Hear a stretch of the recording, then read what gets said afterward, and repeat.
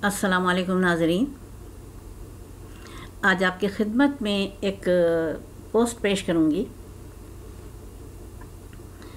سنی مچھلی، شیعہ مچھلی، یہ اصطلاح میں نے یہ جو بچہ ہے عالم دین انجینئر مرزا محمد علی، اس کے پروگرام جو دیکھ رہی تھی اس میں نے یہ سنی مچھلی شیعہ مچھلی، تو میں نے کہا میں اس کو بتاؤں کہ اپنے ناظرین کو کہ اس کے پیچھے کیا فلسفہ ہے۔ میں سنی مچھلی شیعہ مچھلی کی اصطلاح تو میں نے زندگی میں پہلی بار سنی، لیکن اصل جو بات ہے وہ یہ ہے کہ ہمارے یہاں اہل تشیع میں یہ چیز ہے، اماموں کی تعلیم میں، ہمارے ائمہ طاہرین علیہم السلام کی تعلیمات میں یہ چیز شامل ہے کہ انہوں نے ہمیں کھانے پینے کے بھی دستور دیے۔ تو ہوا یہ کہ جو قومیں اللہ تعالیٰ کی نافرمانی کی مرتکب ہوئیں، جو افراد قومیں، ان کو اللہ تعالیٰ نے مسخ کر دیا، جیسا کہ ہم کو ملتی ہے تاریخ قرآن پاک میں کہ ایک قوم کو اللہ تعالیٰ نے بندر بنا دیا۔ یہ 12,000 کی قوم تھی، ان میں ایمان بھی لے آئے تھے اور وہ بھی تھے جو ایمان نہیں لائے، اللہ تعالیٰ کے احکامات کی خلاف ورزی کی۔ انہوں نے کیا کیا؟ اللہ تعالیٰ نے ایک دن مقرر کیا عبادت کا۔ مسلمانوں کا کتنا بڑا اعزاز ہے کہ جمعے کا دن مقرر کیا، اور وہ رکھ دیا کہ جمعہ پڑھنا کتنا ضروری ہے، لیکن جمعے کے بعد اپنے کاروبار کرو، پھیل جاؤ دنیا میں۔ یہی پابندی اس قوم پہ بھی لگائی، قوم بنی اسرائیل پر۔ انہوں نے کیا کیا؟ ان کا ہفتے کا دن تھا، اللہ تعالیٰ نے کہا اس دن مچھلی نہیں کھانا، اور ہوتا یہ تھا ان کے ایمان کو آزمانے کے لیے ہفتے کے دن ہی مچھلیاں بے تحاشا آ جاتی تھیں دریا کے اس کنارے۔ انہوں نے اللہ کے تعالیٰ کے احکام کی خلاف ورزی اس طرح سے کی کہ دریا سے نہریں نکال کے اپنے دوسرے راستے سے تالاب بنا دیا۔ اب اس تالاب میں مچھلیاں آ جاتی تھیں تو وہ کہتے تھے کہ ہم نے تو نہیں پکڑی اس دریا سے، ہم نے تو یہاں سے لی ہیں، اپنے تالاب میں سے لی ہیں۔ اللہ تعالیٰ کو ان کی یہ نافرمانی اتنی ناپسند آئی، اتنی ناپسند ہوئی یہ نافرمانی کہ وہ سب کے سب مر گئے۔ 3 دن زندہ رہے مسخ ہونے کے بعد، اس کے بعد پھر سب مر گئے۔ صرف ان کی نسل کو زندہ رکھنے کے لیے، ہمارے لیے باعث عبرت بنانے کے لیے وہ رکھا نسل کا، ان کا ذرا سا سلسلہ، اسی سے نسل چلی ان کی، باقی سب کے سب مر گئے اور مسخ ہو گئے بندروں کی شکل میں۔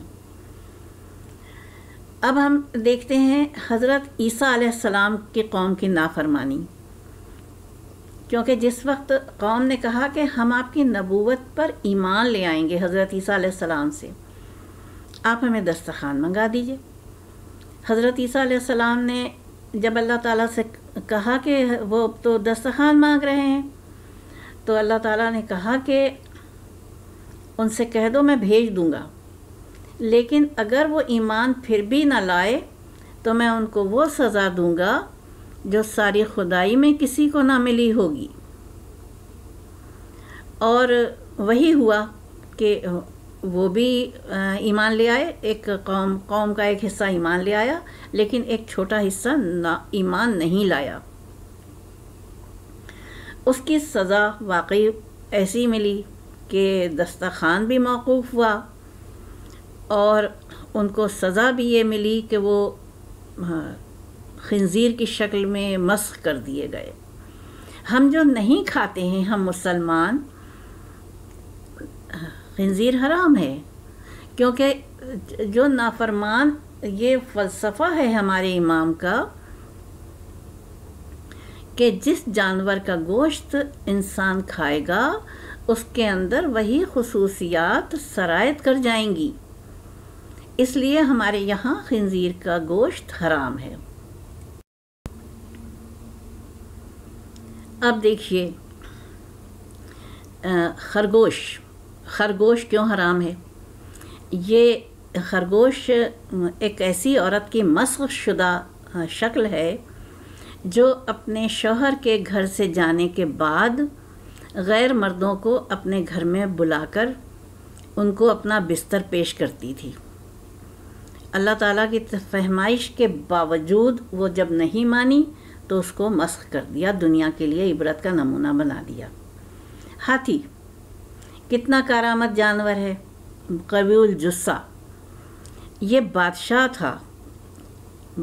تھے کچھ، اللہ تعالیٰ نے ان کو بدکاری سے منع کیا، لیکن یہ نہیں مانے، اپنے اوصیاء کی انہوں نے تکذیب کی، اور اس کا نتیجہ یہ ہوا انبیاء کی تکذیب کرتے تھے اور اپنے وقت کے اوصیاء کی تکذیب کرتے تھے۔ یہ جو ہے یہ بادشاہ کی مسخ شدہ شکل ہے ہاتھی، یہ مسخ کر دیے گئے۔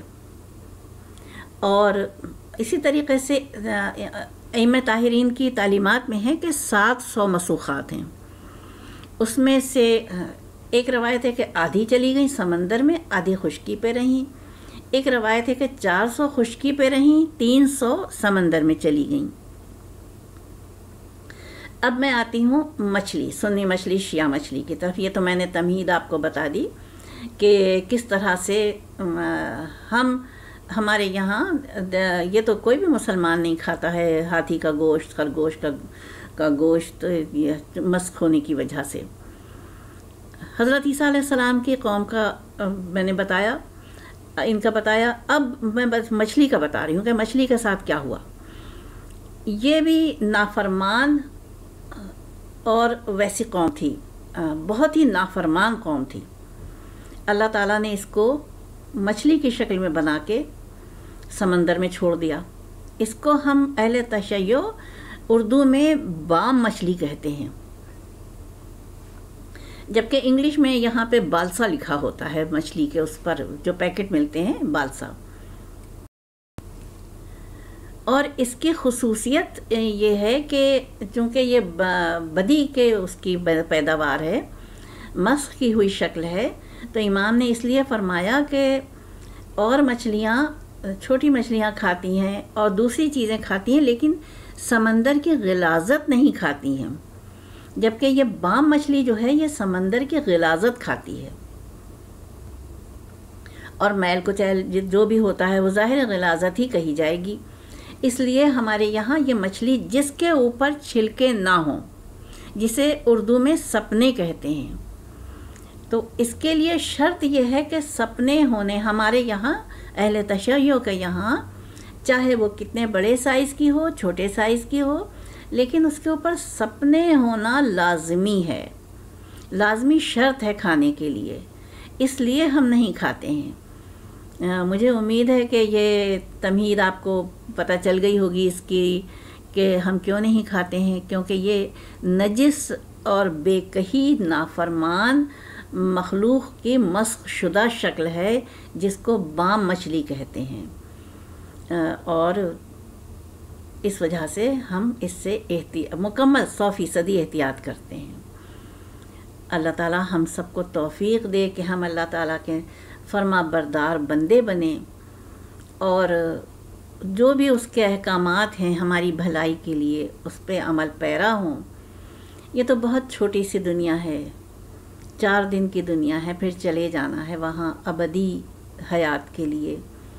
تو کیا یہ اچھا نہیں ہوگا کہ ہم یہ چھوٹی چھوٹی باتوں میں بھی اللہ تعالیٰ کے احکامات کی پابندی کریں؟ تو ہماری بظاہر پابندی لگتی ہے، بری لگتی ہے بعض اوقات، بھائی یہاں نہیں مل رہی ہے، جیسے میسی ساگا میں نہیں ملتی ہے، جانا پڑتا ہے، دور جانا پڑتا ہے چھلکے والی مچھلی لینے کے لیے، اور جبکہ قریب سے بالسا مل جاتی ہے، پیکٹ بڑے بڑے مل جاتے ہیں، لیکن اب ہم کو تو کھانا ہے چھلکے والی، تو ہم دور جانا پسند کر لیتے ہیں، لیکن ہم بغیر چھلکے کی مچھلی نہیں کھاتے ہیں۔ اللہ تعالیٰ آپ کا حامی و ناصر ہو، اور آپ کے گھروں میں حق حلال کا رزق آئے، آپ اپنے بچوں کی خوشیاں دیکھیں۔ وآخر دعوانا الحمدللہ رب العالمین۔ اپنی میزبان کو اجازت دیجیے، خدا حافظ۔